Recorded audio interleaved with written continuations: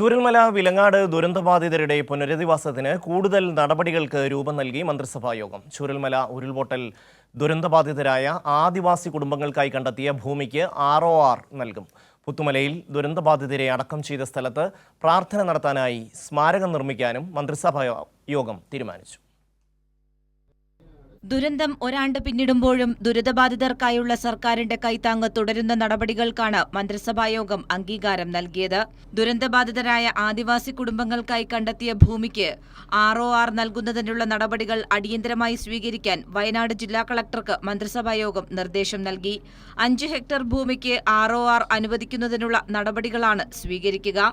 മുണ്ടക്കൈ പുനരധിവാസ ലിസ്റ്റിൽ ഉൾപ്പെട്ടിട്ടുള്ള പുഞ്ചിരിമട്ടം ഉന്നതിയിലെ 5 കുടുംബങ്ങളെയും പുതിയ വില്ലേജ് ഉന്നതിയിലെ 3 കുടുംബങ്ങളെയും വയനാട് ടൗൺഷിപ്പ് പ്രോജക്ട് മാതൃകയിലുള്ള വീടുകൾ നിർമ്മിച്ച് പുനരധിവസിപ്പിക്കും. നിലവിൽ പുനരധിവാസ പട്ടികയിൽ ഉൾപ്പെടാത്ത ഏറാട്ടുകണ്ടം ഉന്നതിയിലെ 5 കുടുംബങ്ങളെ മുണ്ടക്കൈ ലിസ്റ്റിൽ ഉൾപ്പെടുത്തും.